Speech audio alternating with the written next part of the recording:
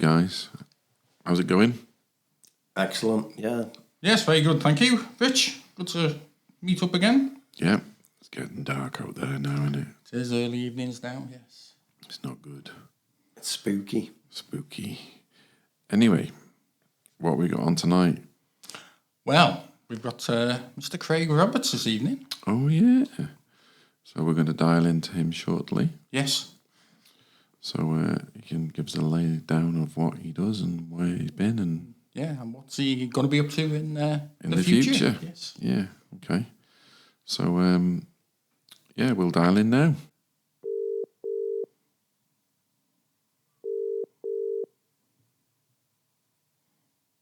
Hello, Stephen. Hello, Craig. You all right? Graham, thank you. How are you? Yeah, very good, very good. Great stuff.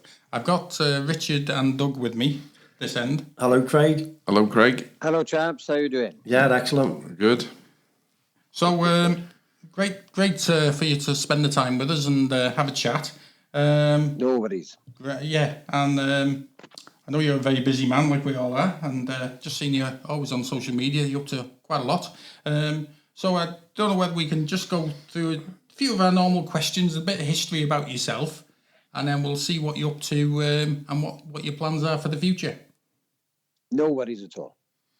Can I ask one first, Craig? What instruments do you actually play? I had a little look on the internet and I couldn't find anything about the instrument side of it, just that you've obviously got a heck of a lot of experience with conducting. Yeah, sure. So I started out as a baritone player, which is probably why you can't find anything on the internet. Never mind. Yeah, I started playing in local village bands, and then joined Lewis Merthyr Band, then Park and Dare Band, and then I went to university and started conducting straight away. So I was conducting bands when I was 19, and then I've been doing it ever since. Oh, that's very young, isn't it, to start? And yeah, fair play, and brilliant brass bands as well. Poor Doug's upset at you now. He thought you might have been on a trombone. The world doesn't revolve around trombone players, Rich. What? We got that I'd like recorded. it to, but there we are. Yeah. Another one, Craig. I believe that you've been heavily involved in the Canadian brass band arena. I was an army trombonist myself with the 1st Royal Tank Regiment, and we went out to Canada to do the Calgary Stampede at one time. I know it well. And big show. Where did you get involved with it there then?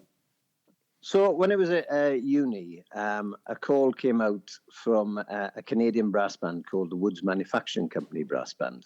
And they were performing in a military tattoo in Nova Scotia. Nova Scotia International Tattoo. And they wanted some British players to basically boost the size of the band. Yeah. So a few of us went out, and then that was 1998. And we went out and played in 98 and 99. And then in 2000, the sponsor of the band left the band. And so the band went then from being mostly, vast majority Canadian with a few Brits to being 50-50 Brits and Canadians. And we did Nova Scotia in 2000. We did Virginia in 2001. We traveled to the Netherlands and Germany in 2002 and 2003. And then I started working behind the scenes with the show then. So I became eventually assistant director in Nova Scotia. And we also started then a brass band summer school with Bob and David Childs. Ah, yeah, so you've really, really been heavily involved in many countries then with that. And I was only out there for the one trip really to Canada, but they're so friendly out there, aren't they? Yeah, it was wonderful. I mean, I worked with Nova Scotia for 20 years, and that really got me into a lot more of the traveling that I've done. So I've worked a lot with not just the brass bands, but with the military tattoos as well. And I've done that over 5 continents now. So I still work with the Musikfest der Bundeswehr in Germany, the German Army Tattoo, and Yeah, yeah. also with a tattoo in Colorado in the States. And I believe you've also conducted the Grenadier Guards Band as well, which that must have been a military tattoo. It wasn't a military tattoo. No, that was a concert we did here in Wales. So I knew Dennis Burton, the former director of the Grenadier Guards, very well, and we basically started doing concert projects when I was at university, and then certainly when I graduated, and started a thing called the Welsh Brass Arts Festival in South Wales. So we had support of the Arts Council of Wales. We commissioned a lot of composers to write for bands, and we also brought guest bands in. So we had Brighouse, we had Black Dyke, we had Leyland, and then in the fourth year we had the band of the Grenadier Guards. So it was a really, really good collaboration. And Dennis then moved to South Wales, conducted the band of the Royal Welsh, and we did a lot of work together both here and in Canada since. Hey, that sounds great.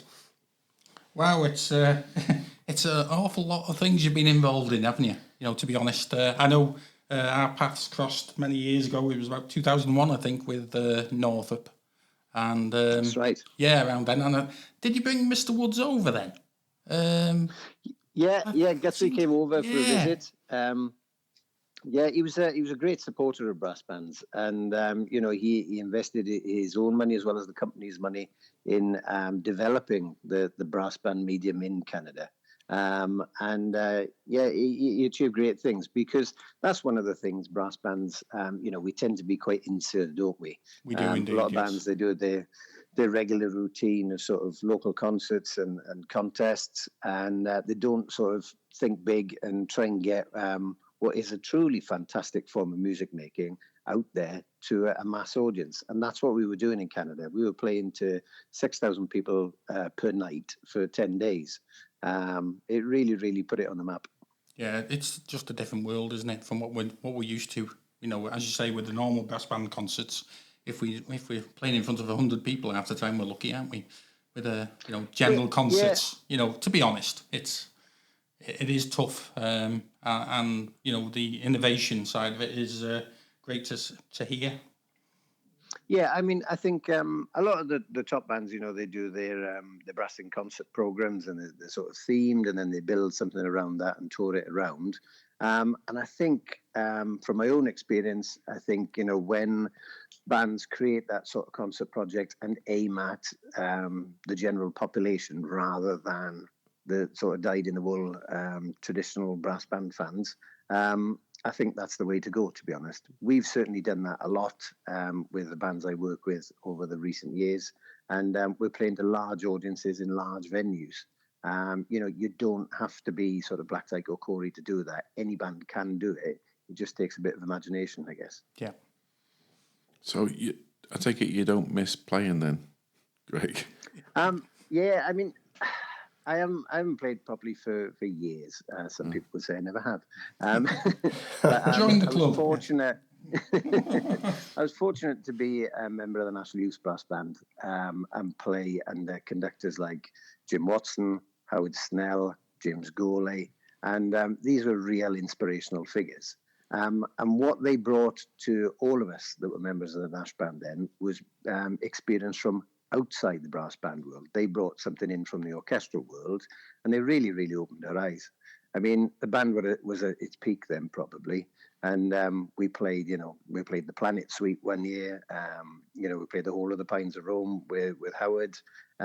We were doing incredibly large-scale works. And again, it just shows that that is possible. And thinking outside the box is definitely good for bands. Yeah, absolutely. I'm totally with you on that. And it's great to hear what you have been doing, recently, where you have been doing that.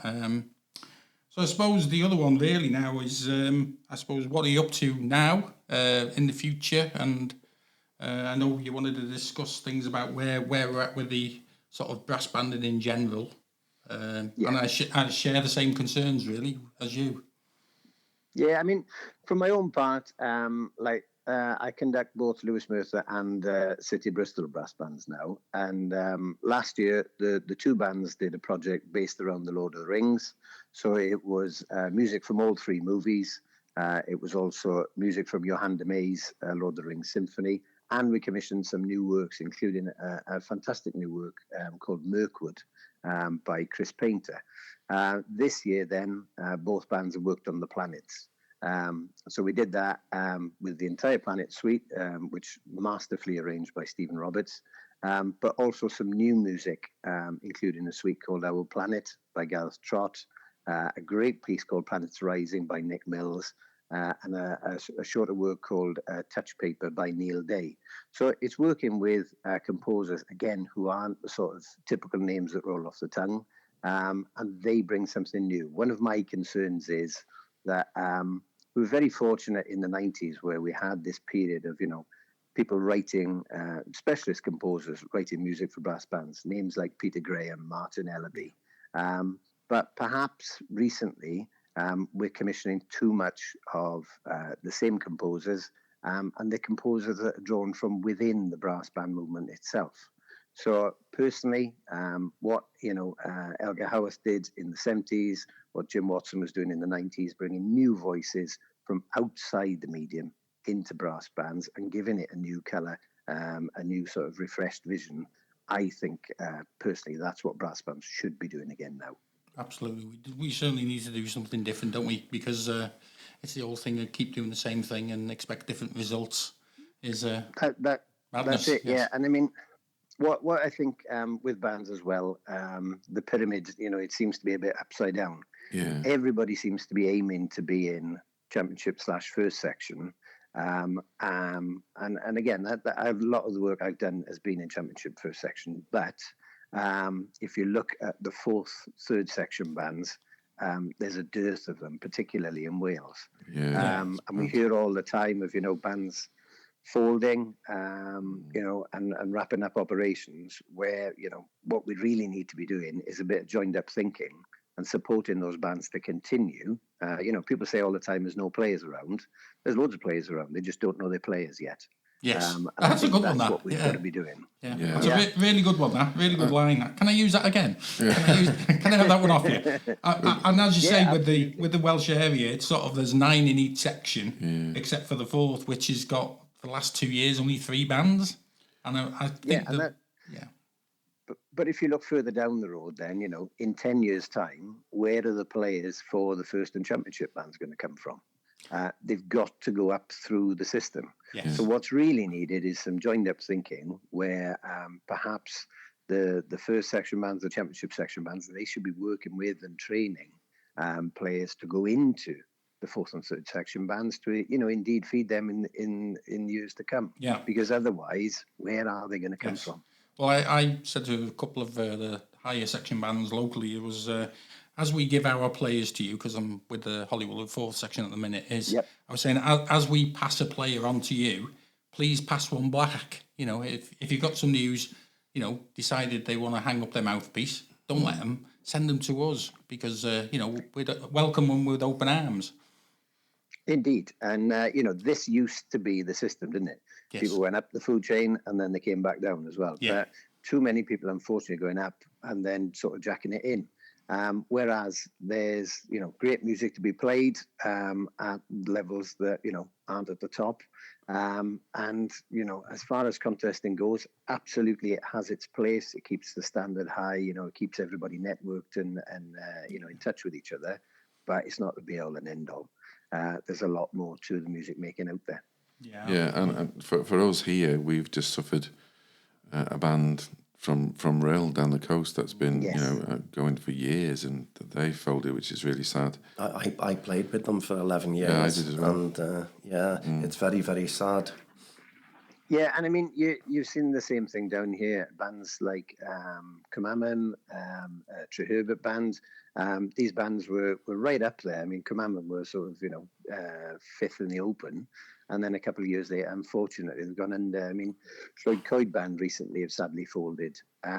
And when you think about the infrastructure that it takes to run a band, I mean, you're talking a couple of £100,000 worth of instruments for a start and a band room and all the rest of it. If those resources are lost, then to rebuild them to start the band again, very, very difficult. Yeah. So I think that the bands who are out there, who are small in number, I mean, what I'd encourage those bands to do is get hold of some ensemble music, keep it going, and perhaps work together. So if you've got 2 or 3 bands that have 10 players each, well, if they actually coordinate and rehearse the same music, there's nothing stopping them coming together and doing a concert together.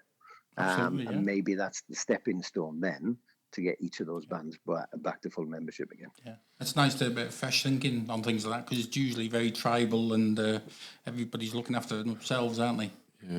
Yeah, I mean, I was during lockdown. There was the discussion around Brass Bands Wales, and I was really pleased to be involved in that, and there were a lot of other people involved as well, trying to get something going. But it's been 5 years since that was talked about. And unfortunately, there doesn't seem to have been much action. Perhaps what's needed is more of a sort of network thing where you see pockets of real inspiration. I mean, the work that there's been done with the South Wales Youth Band, the way that I can see the North Wales bands sharing information about funding that's out there for bands to help them, maintain band rooms and recruit membership and stuff like that. That's fantastic. And in my opinion, that's perhaps what's needed. What's definitely not needed is yet another sort of, committee. Yeah, you don't need a talking shop, do we? Yeah. No, absolutely it's not. Action, what you isn't need it? is action. Yeah, absolutely. Yeah. Well, I mean, that's one of the reasons, partly one of the reasons why we got together for this podcast, really. Initially trying to promote North Wales bands and then trying to push the agenda of the wider audience, if you know what I mean. And there is absolutely an appetite up there. I mean, we, every alternate year, the Eisteddfod's up there. Lewis Merthyr have headed up there, and we've been very fortunate to do concerts with the Vronmail Choir. We did them in Llangollen Pavilion. We did them in St Giles in Wrexham this year, and they were packed. There is really an appetite out there. We've just got to get our act together and reach out to those audiences. Yeah, and the Stebbs is a perfect example, Craig, because I think the format of that is great, because you got bands who are struggling to get players who can maybe put a concert program on, but for a contest it's a bit too much for them. So that format's superb, I think, and it works really well. We benefited this year because myself and Doug play for Buckley, so we won the second section. So you've got to ask Craig how he got on now. Yeah, how did you get on, Craig? oh, we had a win. Yeah, yeah, you did really well there. Yeah, I mean, top job. The Eisteddfod this year, it was great to do. It's something we, as a band, as Lewis Merthyr, there's a couple of contests. The regional, we always go at that one because that's the one, of course, that dictates the ranking for everybody. And then the Eisteddfod is such a great opportunity. It's an incredibly well organised event. There's a wider festival around it. It's televised. There's contributions towards travel, and of course the prize money is there as well. What's not to like? Yeah, it ticks all the boxes, doesn't it? As a movement, it does absolutely. Yeah. And yet, as a movement, the bands, aren't there in huge numbers, and they should be. Oh, you're right. It's such a shame because it's it's a good platform, isn't it? Like you said. And people say, but it's always at the start of the summer holidays. Well, yeah, it is always at the start of the summer holidays. You know that. Plan accordingly. Yeah, yes. That's the one that always gets me as well when people say that. Well, you know when it is. Yeah. Just, I'll tell you when it is next year as well if you want. Exactly. It's a really, really well-run event. It's a fantastic platform for bands, and we should be supporting it. I think that's the thing is, just saying, well, we've done it this way for years. That's not the way forward. No. The way forward is, okay, what do we need now? And again, saying that thing about, what is everybody struggling for? People are struggling for membership. What we're going to do about it. Yeah. And I know our old chestnut of travelling all the way to Swansea every year, when to me it just makes sense to alternate, like the Eisteddfod, because Eisteddfod, one year it's in the north and it's in the south, isn't it? So we did when the regional was in Wrexham. We tried to box clever with it, so that's what we did. Was we booked a concert on the Sunday. So we went up and did the concert on the Saturday. The contest on the Saturday. We stayed overnight. We did a concert on the Sunday afternoon, and that helped pay for the weekend. And we came back. Yeah, great idea that. the numbers wise, obviously there are more bands in South Wales, but if it was every 3 years in Swansea, one in the north, or 2 years in Swansea, one in the north, it would help just spread the cost for everybody. And make it a fairer playing field, wouldn't it? Yes, Yeah, absolutely. and I think that's the key one. What you just said there, Craig. It's the cost, because it's such a a lot of money for bands to do. Yeah, it is. And there's a good venue there, the William Aston in Wrexham. Yeah. That was a super hall for the contest. We went up. We had a really good weekend. Yeah. Yeah. I totally agree with you. I think there was a certain band that didn't like it though. Yeah, there's always one. Yeah, same in Llandudno when it was there. Yeah. So I think we've got to do something, haven't we, to try and promote it more if we're trying to get banding going again, because it is, I do worry about it, like my colleagues. I do worry about where we're going. I think everybody's worried about it, and with good reason. Because we're all bands look for players periodically, and we seem to be looking at the same ever decreasing pool. So the key is surely for everybody to work together and grow that pool. Now the problem is everybody wants ready-made players, and they are not out there. But as I said, there are a lot of players out there who just don't know their players yet. And that's what we've got to do, is work together to grow youth bands, community bands, and get more people involved in it. And also show more people what brass bands can do, because they're probably one of the most versatile musical ensembles out there. And we need to be out there showcasing that. Great stuff. Totally agree. What a salesman. Yeah. Top job there. Yeah. Yes. Are you involved with the Brass Band Wales still then? No, in the initial discussions, we went through it. We drew up a sort of action plan, which was, where we're going to be in 10 weeks, 10 months, 10 years. And it was all there. But the idea of it all, certainly as far as I was concerned, was that it be a completely open structure, and that anybody who wanted to get involved could be involved. And it would be as participative as possible, but the decision was made to make it sort of more closed, and that was just something that I expressed on day one. I didn't think that was going to work, and I still don't. But hopefully they'll get their act together at some point, and it's there is always all hope, I can say isn't it? Yeah. It's just desperately needed. Yes. And there are people out there, like I said, you can see pockets of excellence in either youth development or fundraising or being artistically and musically developmental. It's all out there. What it needs is that facility, that vehicle for people to be able to share that information and learn from each other. That is what is needed, in my opinion, rather than a closed committee / talking show. Yeah, I totally agree. I like the idea of a joint concert with you, though, when we come down to Swansea in March. If you're up for that. Yeah, I mean, well, the thing is, the opportunities are there, aren't they? Yeah. And if bands knew that, okay, it's down here for 3 years, and then the following year it's going to be up to the north, then it's in everybody's interest to build those partnerships. Yeah, of course. I mean, where we've found success is, rather than performing with other brass bands, is reaching out to the choirs. Because you're getting a choral audience as well as a brass audience. Combine that, you've got a full house, and that is in everybody's interest. Yeah, it's a good idea. Sounds good. Yes, some great ideas there, and just hopefully we can grab a few of them between us all. And, Indeed. Yeah. So what have you got planned for the future then, Craig? Next year and things? You got much on?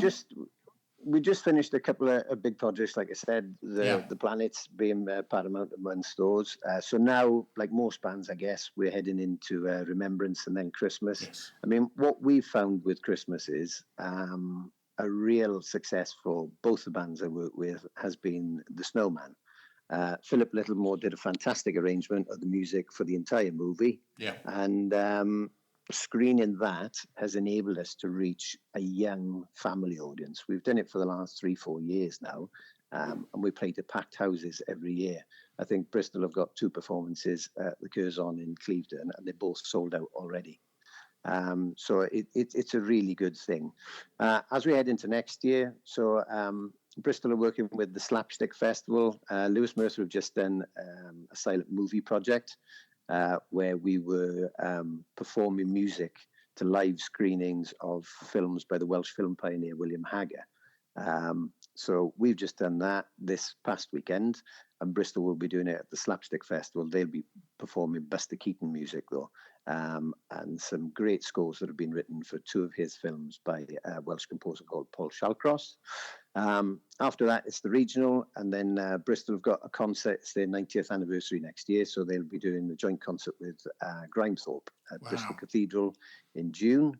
So that's good. And then Lewis Mercer, every year now, we've been involved with the Oriana Festival, which is a really interesting event, which Chris Painter heads up. And it's all about showcasing classical Welsh contemporary music. So we're always, premiering and performing and commissioning new works at that. So next year, the theme for it is time and space, where we're looking at basically reflecting the development of music through time in those concerts. So yeah, always busy. Hopefully it keeps us out of mischief. Absolutely. Yeah, it sounds it, yeah. Yeah. I wanted to ask you a question though, Craig, and it's a bit probably, I don't know, Steve might have asked you before it to get ready for it, but what's your favourite piece you've conducted? Good question. What did we win on last?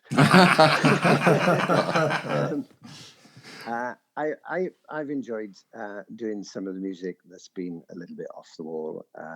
The Planets is a favourite. Stephen Roberts did an absolutely masterful arrangement of it for Jim Watson and Black Dyke, and it's an hour-long piece of music, but it's truly fantastic music. So doing that is always special. I've done that like 4 or 5 times now over the years. In terms of original works for band, we've been fortunate to work with a number of really interesting composers, and one is a guy called Chris Marshall. Chris, his wife, everybody know Claire Jones, she was the royal harpist. Yeah. Chris is an incredibly talented percussionist in his own right. And during lockdown, where most bands were trying to, make those incredibly difficult virtual recordings, what we did was we worked with the Arts Council and we commissioned a lot of composers who'd never written for band before. And Chris was one of those. And he wrote a truly fantastic work for Lewis Mercer called Fulling Mill Lee. It was 3 years after his composition where we were able to finally perform it live, and we did that at the World Music Contest in Cakrada. But it's all about the Tonypandy riots, and it's a great piece. So yeah, that's one of the favourites. And another work that we commissioned, very appropriate today, 21st of October. It was from Gareth Trott, and it was called Aberfan Requiem. And that's a 10-minute work, and it's a truly beautiful work. So there's lots of composers out there, young composers who haven't necessarily come through brass bands themselves, albeit Gareth did. He's a member of the Welsh Guard, so he plays in the military bands as well. But those voices are out there, and they will take bands in a new direction. And I think that's what we should be looking for and investing in. Well, if we can help you push in that agenda, just give us a call or give Steve a call. And we'll do. We'll see what we can do. We'd love to cooperate. And yes, definitely. Share everything we can. Definitely. And try and influence a few bands maybe up here to do something similar. But it's been great to talk to you. Yeah, right. It really has. Very interesting. I mean, one of the things I would say in North Wales is that the North Wales Rally was a great event. It was a good event. It brought everybody together. And if there's a way to do that, perhaps in a slightly different format, where, I've suggested to some of the contest organisers down here, does it have to be a standard contest where you're playing a standard competition work? Yeah. Can we think of it a little bit more outside the box? So is there a way, to resurrect events and maybe have, as you suggested, some bands coming along performing small ensemble music, or maybe combining some of those small ensembles together? Maybe it's looking at it a different way, making it a festival of brass rather than a competition. That sounds great. I mean, we've talked about it. The three of us have talked about it, and that's something that we want to do, is try and get it going again in some way. Stedford model, really. So excellent. We might pick your brains further down the line if we can manage to do something. Love to help. But it's been great to talk to you. Thank you very much. Yeah, thanks for this. And you guys. Yeah. And Thanks very, very much indeed. Yeah. it's okay. Great. Spread the word. Yes. Will do. All Catch right. you soon. Cheers. Cheers. Craig. Thanks, Craig. Thank you. Thanks very Bye, much. bye. Thanks so much. Bye-bye. Cheers. Well, that was great, guys, wasn't it? A big thank you again to Craig for taking time out to talk to us. Really interesting, some of the stuff he had to say. Definitely, he had a yes. lot of ideas, didn't he? Moving forward, you know, not just for the South Wales bands, but North Wales as well. Yeah, and very, very intelligent. And it was good to say, it was nice to hear his passion for new composers Yes. and stuff, Yeah, to new try and composers, new stretch it out a music, bit. changing things around a bit. You can see where the influences, and in his early days, as he was saying, with people who had influenced him, but he's always been one for something innovative. When he conducted Northup, he was always slightly sort of left field at the time, we thought, but thinking back now, you can see where he was going and what he was up to. Yeah. But we just probably weren't on the same page as him at that time. No. Yeah. But yeah, very good. He mentioned Howard Snell, didn't he? And obviously, he pushed brass Orchestral bands stuff, didn't he? Yeah. down the orchestral line, didn't he? With Desford, and they're doing well again now. Do well again, yeah. Yeah. Well, again, thank you very much. It was really good. So that's it for me. And a bye from me. Tatty bye from Doug.